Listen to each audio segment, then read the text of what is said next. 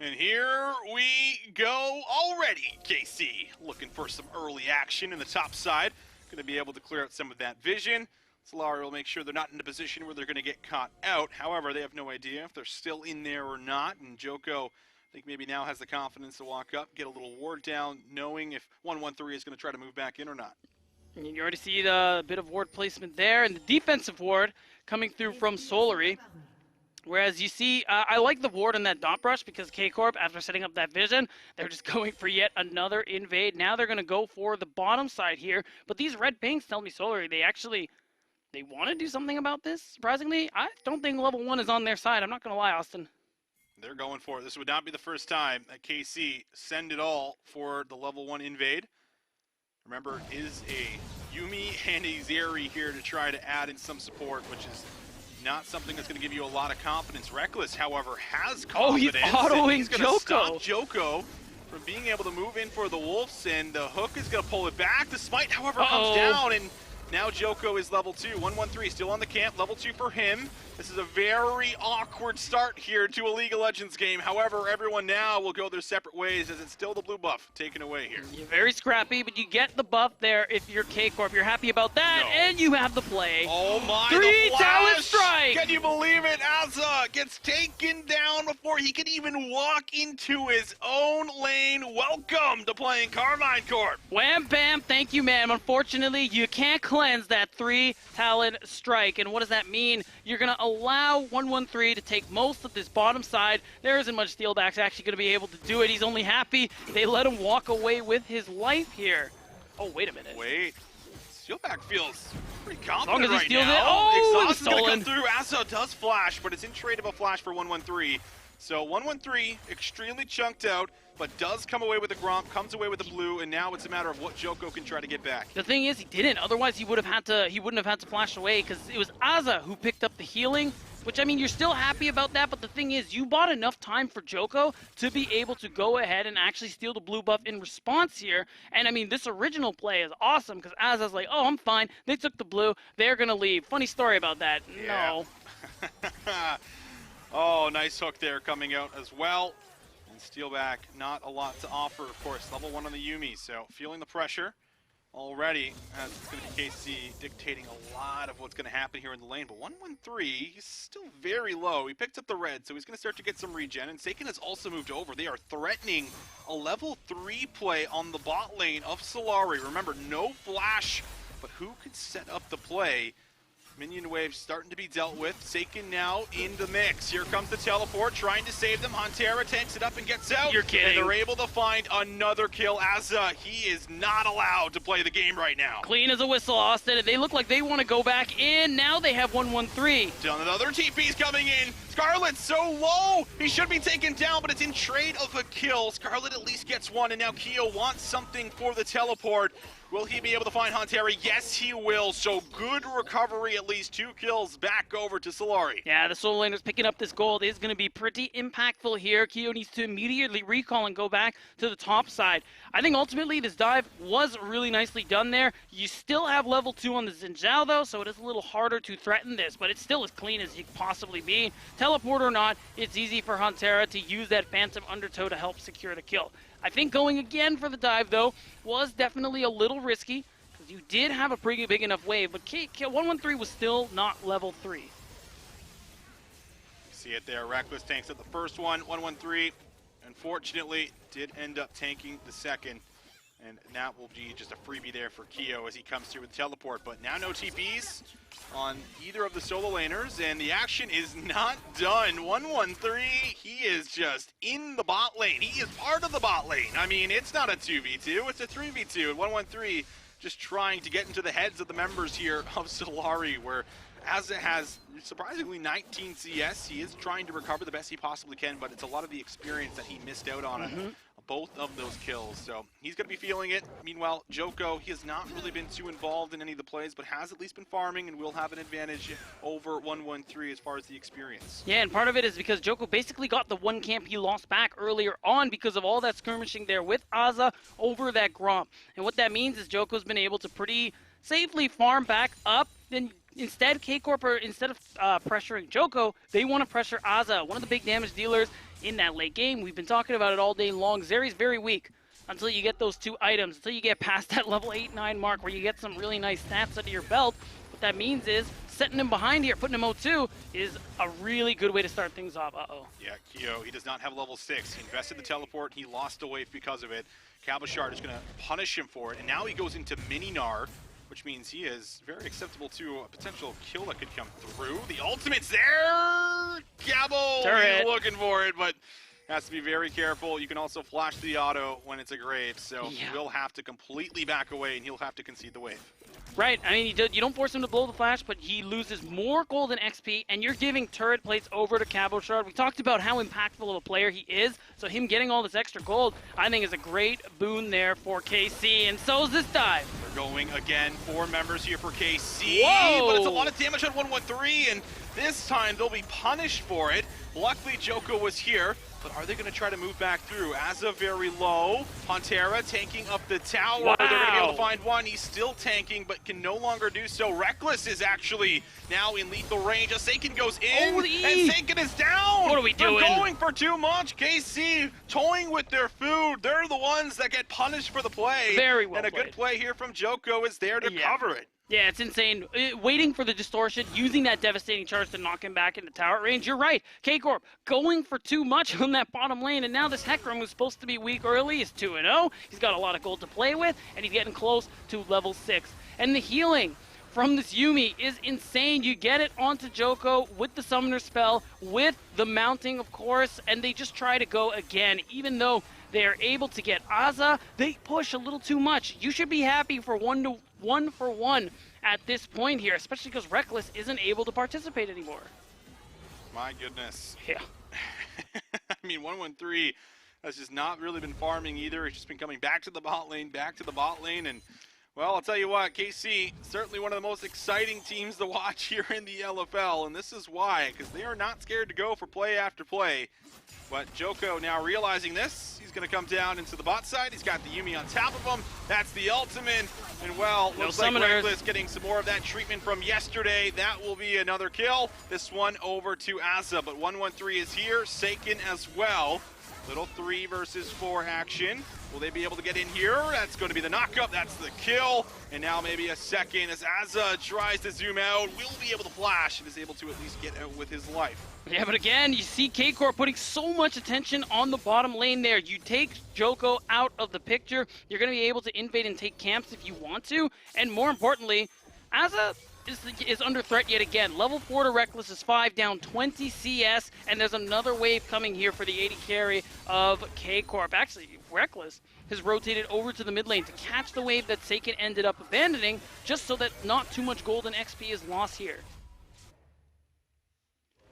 Oh yeah, the top lane exists. I forgot about that. Yeah, me too. Like top laners, Graves, Gnar. It's tickling something in my memory. I can't remember. Yeah, I think I saw this in the draft. Maybe. Correctly. Could be. I mean, that's probably what Joko and 113 are thinking. Yeah, it's exactly it. They have not really come up to the top side whatsoever here. And I mean, to be fair, Cabochard has been able to build up a bit of a lead off that TP. But that is, in trade of a kill that was picked up for Keo. So I would say the goal is likely around even, but the experience is not. Cabochard will have that advantage. He's also not interested in freezing this wave. He wants to kind of keep the pressure on, be able to rotate over, because the Rift Herald has now spawned, or rather has been up for about a minute 30. So both junglers are going to see each other. 113 still not level 6, but Joko is going to take it down. That is so much damage, and he goes over the wall at the wrong time. I can't believe this. So many botched plays from K-Corp, and I love this about them. They're not scared to keep it going. They're like, listen, yeah, sure, we failed 2 out of 4 plays, but if we keep trying and then it becomes like 10, we fail 4 out of 10 plays, well then we're positive, baby. That's what matters here. The more shots you take, the more likely they are to succeed, obviously. Well, a lot of shots have been fired this game. Sure have. For sure. 11 kills here. God. At 10 minutes. And objectives are still up for the taking. The Rift Herald, sure, it goes over, but there's still an Infernal Dragon. I have to imagine that's going to draw some attention. And Cabochard has now also picked up his first item. He's just been happily farming here in the top side. And he's also going to take some of the camps because he knows 113 is not taking them. So he's like, well, I might as well reset them and get higher levels for your camps here, buddy. I know you're not coming up here, so next time you do, you'll have a level 2 Gromp. That might actually be a level 1 Gromp. I have no idea. But Infernal is still on the table, like I was mentioning. Bot lane priority looking good right now for the side of KC. They can let this wave either come into them, they can push it back, they have a lot of options, and then of course they have the Pyke that will always be able to move around the map here first. Right, and we're still in this early game where Pyke is extremely effective here. He has the Moby boots, able to move around the map very, very quickly, as a Pyke does, and it means that these skirmishes are going to go very well for you if you're K-Corp. Think about this, even though Joko has had a level advantage for some time, even before 113 had ultimate, he's playing Xin Zhao, man. He's got the base stats, he's got the CC to take this horsey down, and all this priority, all these kills onto Reckless, all this pressure onto Aza amounts to one dragon and maybe a kill mid. Pretty clean. Flash there from Scarlet. Oh, a flash from hello! Satan. He gets in there, but it might be a trade kill. Will be a trade kill. Joko will be able to get right back there in time to make it a 1-for-1. Still, you have 3 members mid. I think you can drop this Rift Herald. That's 2 big ultimates there from Joko and Steelback. There isn't any way they should be able to stop this, especially with Reckless. Having access to the Crescendo means he's going to be able to do a lot of damage to these turrets. Keo is also going to have to rotate over here. Joko is going to be a little careful. Teleport is going to be forced out from Scarlet. He's going to be able to move back through and catch the majority of that wave. So they do decide to hold on to the Rift Herald. It's only about halfway through that cooldown. So still have plenty of time to be able to bring it back out here for yourself. Meanwhile, Cabochard, he's going to take full advantage of these movements here from Keo, and he's now collected a couple plates off the top turret. This is what I'm talking about, man. Laners of K-Corp, how well they're able to play their individual matchups. Cabochard has just been the CEO of top lane right now. Up 30 CS. In complete control here, and Keo has just been doing his best to try and farm. He's close to that hull breaker, but he's still so far behind of Cabochard as a whole here. So you got to imagine, if we get involved in these 5v5s, Cabo's going to have a lot of impact similar to Aggressivu did yesterday. But the thing worth noting, when you have 2 hull breakers in the game, we look at the 4v4. How good are you going to be at skirmishing early on? And I still favor K-Corp for the next little bit here in this game, because Aza's been put behind like you wouldn't believe. He's building the steel caps, which just sucks as an 80 carry. And the fact is, champs like Victor aren't really up there or online just yet. But you look at Seiken, you look at Reckless and 113, their champs are online, they're good to go. They don't even need the 1-item spike. That's just gravy. Reckless actually having such a big advantage over Aza, who needs those items to be effective. If you want to rely on this champion, rely on this carry, you need to be able to get some gold into it. God. Now top lane. Let's use the Rift Herald. That is going to be good for the first tower of the game. Cabochard doesn't even need to do any more damage to that. Shelly will get the job done, and all of it being funneled right into Cabochard. Jeez, and look at that gold grab. Look at the lead spike there. 1,300 gold, and this is the 1v1 where Cabochard should be able to guarantee that second charge here. He's got 2 levels on Keo. He's going to be able to threaten this turret just a little bit here. Oh my god, look at this damage. 2 levels. I mean, meanwhile, you got 113 who's bullying out 2 people. Joko has a cat on top of him, sitting on his lap, and can only sit there and watch, because this has just been 113 dictating all of the pressure, moving in, using his tempo, and more advantages being taken here for the side of Karmine Corp. And now another movement, another rotation back to the mid lane, putting Scarlet under pressure, making sure no one's ever safe, as he's going to have to make sure he has the fancy feet to dodge out on the skill shots. Yeah, the cover from Huntera and 113 has been insane. You know, Cabochard is probably the target of some threat when you push that deep in the top lane. He's there. You want to make a play onto midline, they're there too. You just can't do anything right now. If you're Scarlet, you're still just biding your time. And at the moment, this point in time, you're down 3,000 gold, and you have very few ways to play it out. Unless you can force a fight in the Dragon, you get a big onslaught of shadows. Keo joins with that Gnar ultimate. Maybe you have something to show for it. But right now, Aza, all he has to show for it is that he's going to lose more farm. Reckless going to get the shove. Seiken is here. He's able to push out mid lane. And this immediately signals, all right, can we walk up to the mid lane? Can we walk up to our tower? Can we get this wave? Joko will spot out 113, and they are just losing full control of their jungle. But KC won't try to force anything else. Looks like they're going to take at least a couple of resets before we get back onto the map here, and we're now about 55 seconds away from that second dragon. That's what K-Corp are looking for here. All this bottom pressure means they're going to be able to stack dragons, play for that win con to end the game as soon as possible, because again, that's what their draft is looking to do here. And look at the map right now. Yeah, look at the vision. That's what I mean. Like, so much is in control of K-Corp, and oh yeah, sure, they can go into Cabochard. He's got Hullbreaker. Oh wait, okay, now he's down here. Victor is going to be able to add in quite a bit of damage, but it is Keo that collects the kill. I'm sure you wanted to get that over to Scarlet here potentially. Yeah. However, that's 3 ultimates down. Should mean that KC have a free dragon here for themselves. Yeah, we'll close the gold lead between Keo and Cabochard a bit. Ooh. Oh, you're kidding me. Like, that's just LeBlanc things right there. And that pressure and that vision you were talking about, Austin. K-Corp, they have wards all over the place. Ghost Poro goes crazy, apparently, because you could see them all. Oh, what a hook! Over the wall! And Did he he'll just guess? follow! I don't know, I think he dropped the pink ward there, but be it. what a hook. It pulled him right over as not having a good showing here on the Zeri, that's for sure. Meanwhile, KC also grabbed themselves the bot lane tower here. They're just taking what they want, stacking this gold lead up more and more as they sit at 3,000 ahead. All right, Austin, before I make my point, I got a question for you. Oh, no. Scale of 1 to 10, how pissed? I don't think there's a number. I don't think there's a number. Yeah, there's probably not, dude. Has just been the target of so much pressure all game long. He's 1-4. He's down 50 CS, and they're just bullying the poor guy on this pick. They say, you want to pick Zeri? You want a hyper carry? All right, we'll see about that one. Like we said, Professor Karmine says class is in session, and they've been putting on a mostly masterclass on how to play the early games. Things have definitely been a bit mixy, a little bit back and forth here, but it's K-Corp who are largely in control.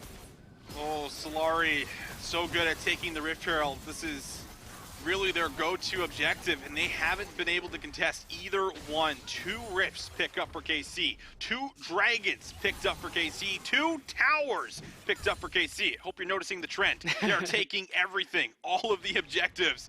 And it feels like Solary are in this position where they're just hoping, praying they can get to the later stages of this game so that they can be effective with their composition. But I mean, this area is so far behind, not even picking up this first item. Reckless, he's almost working on his second here. Yeah, so now I'm gonna do what I call the hopium hour here for Solary fans. All right, I'm gonna call it the copium hour actually, because that's kind of the position we're really in here. So the copium is that Solary, of course, again, scale incredibly well into the later parts of the game. Victor, Zeri, Hecarim, Yuumi, that's disgusting. Like, I'm gonna puke.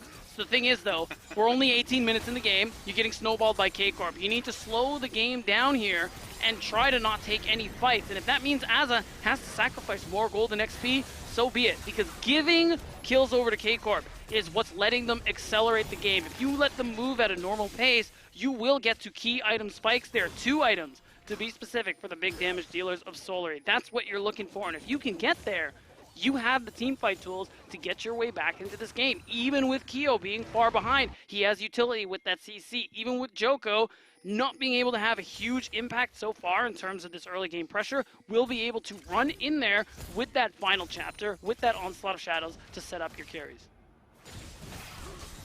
That's the goal. A lot of damage there. Oh, the ultimate, though, comes out. So Scarlet doesn't get good usage of it. It also means that they're going to be zoned off from entering in through mid. At least for a second, they are able to force their way in slightly after. We take a look at the top side. Cabochard starting to get a lot of work done, and now Huntera has also moved up. They're looking for a kill on the Mini-Gnar. Keo, though, will be able to jump away, but it's still a win for KC as they'll collect another tower. It's more gold in their pockets, and at least an opportunity for Keo to hang back because of how far this lane has been pushed in, but it just opens up more opportunities for Cabochard to, 1, get to this 3-item mark, which he's just speeding towards at light speed, and also this opportunity for him to be able to shove this lane very deeply, or whoever, and then join up with the team for one of the several plays that they've been looking to make. And the only thing left that you really want to be running with here is setting up for this dragon. That's why you see Seiken in the bottom side there, just pushing this wave out, allowing the continuation of all this vision that K-Corp have been asserting on the Solary side of the map, keeping it nice and dark. It's just so scary too, because like you say, like who's here? How many? There's a Pipe, there's a LeBlanc. These are such mobile assassins that can just pop out of the darkness and just completely destroy you, one-shot you, you name it. It just feels like they are suffocated and they don't have a lot of options here. And look at Seiken, just come over this wall. Oh, you want to walk up? Want to come and get this wave? Well, you're under threat, you're under fire, and as soon as you misstep, Seiken can one-pop you. So everything looking more and more difficult here for Solary. 0 towers, the gold lead still building as things are getting more and more out of hand. 5,000 gold here at the 20-minute mark, and now we're about a minute away from that 3rd dragon here for KC2. And that's going to be a big deal. K-Corp, as much as Solary are in the dumpster right now. Oh, hold that thought. Reckless, he's the target. 113 is here. We'll be able to stop him right in his tracks, and Make sure that the pony's not coming through and doing any damage. Yeah, and so the big thing I was going for here is that even though K-Corp have basically put Solary in the dumpster here, if Solary can somehow secure this Drake, prevent that soul point from coming through, that'll be a big deal here for this squad, just to be able to buy themselves 5 more minutes to scale, 5 more minutes to get to those key item breakpoints that can be game-winning on their end. But getting a pick on a Reckless would be a great way to secure that, but you don't even force them to blow a summoner. You get pressure, though, and you do get the opportunity to push 113 kind of out of the area here as Cabochard is coming to collapse. Pretty big ultimate to lose for this fight, which I think signals, all right, it's Oh, on our good point. Dragon. Hook won't hit, will not connect. Seiken in the back line. Does not really find too much chip damage here, so Solary still feel confident to move in. Megadar is available. Here we go. Joko looking for the angle in, but it's going to be good kiting here from 113. Keo still yet to use the ultimate, and it's going to be ticking away. But there's the flash. There's the play. Damage here from Reckless in the back, and Cabochard escapes with his life. Big sidestep there from the Zeri. And now they take one back. Scarlet is down. Resets here for the Pike. Solary, they're pushed down to the river. This is no longer their fight. Third Dragon over to KC. Nobody plays early like KC. Nobody skirmishes like KC. What a chaotic fight. And it looked like Solary had it in their favor, but no. The blue wall is insurmountable as K-Corp will get their 3rd Drake of the game, 1 away from the game-winning Mountain Soul. Solary can't find an angle. They can't find a way. And if you were looking at Cabochard's health, they can't even find a kill. Man, that was looking like it was the chance, it was the opportunity, but Scarlet can't follow up with that damage from the Chaos Storm that he just used previously onto Reckless. They found a target, but finding the kill, boy oh boy, is it ever a struggle here. And now the 3rd Dragon is in, more resistances from the Mountain Dragon going to help stack up KC, making it more and more difficult to find these picks, more and more difficult to win these fights. Nantera going to get some of that deep vision down here, get an idea of what's happening, where players are. Joko, is he going to look here for Nantera? Easy, right over the wall here.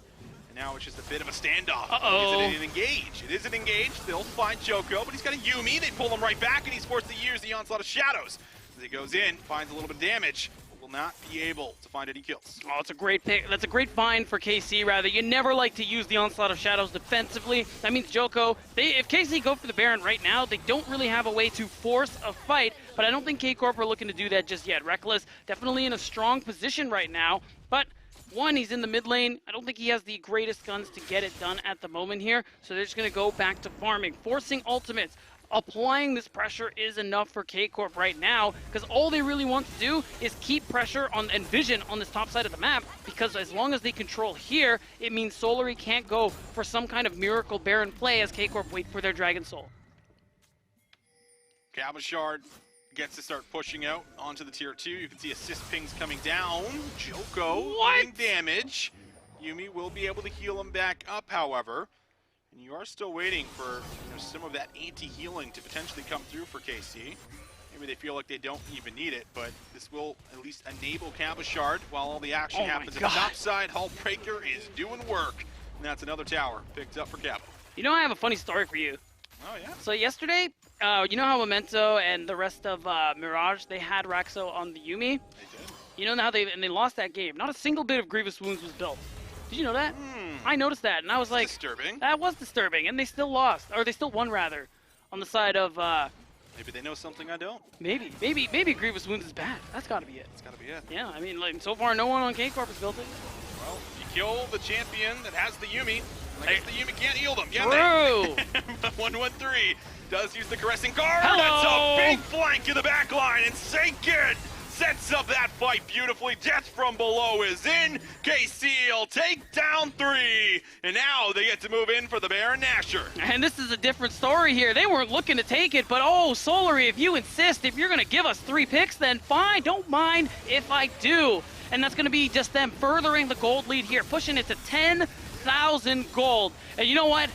We talk about scaling, Austin. When you're down 10K, I don't know if that matters anymore. Solary are officially in the dumpster, on the pain train, in the blender, as we're 2 minutes away from the Soul Dragon and the nail in the coffin. I'll tell you what, I never want to be there. But I guess we'll get another look at it here.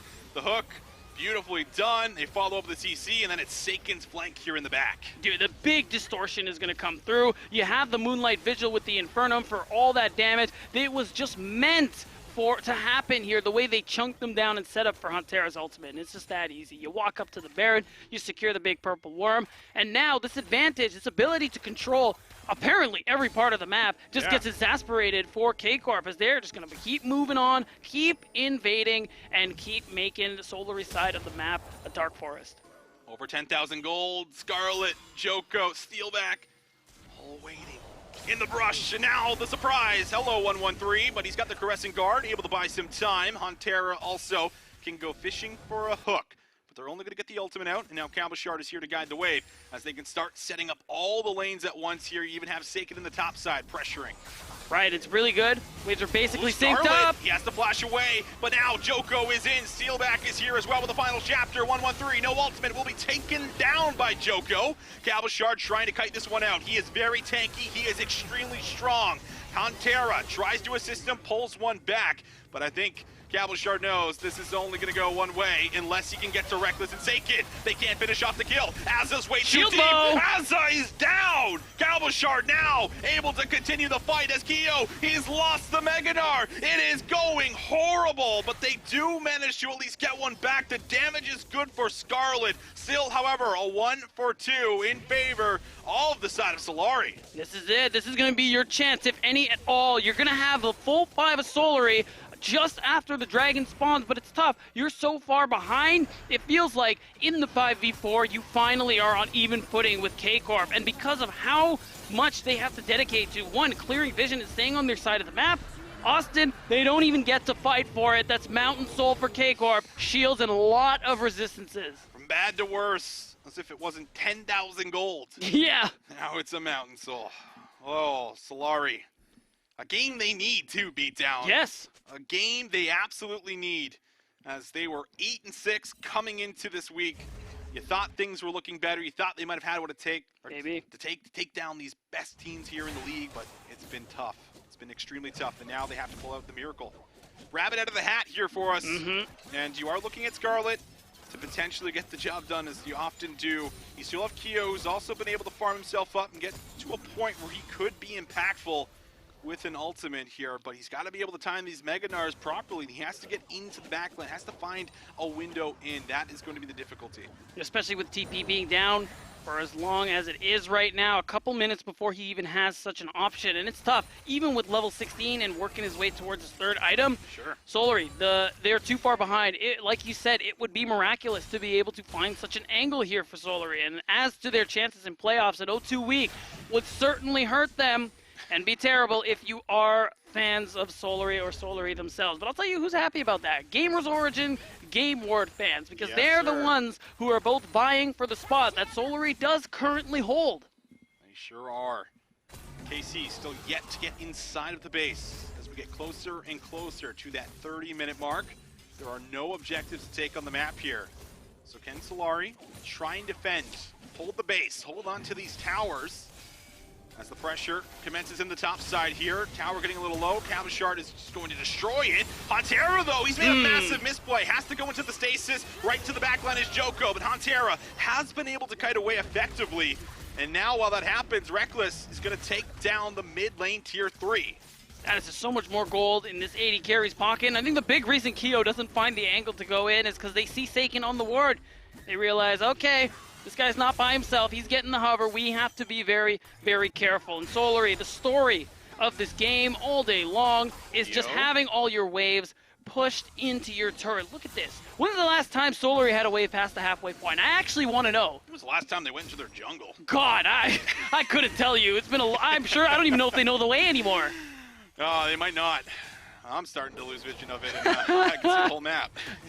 Yeah, because, I mean, look where the camera's panning. It's always panning further than the jungle. That's where everything's happening. That's exactly it here.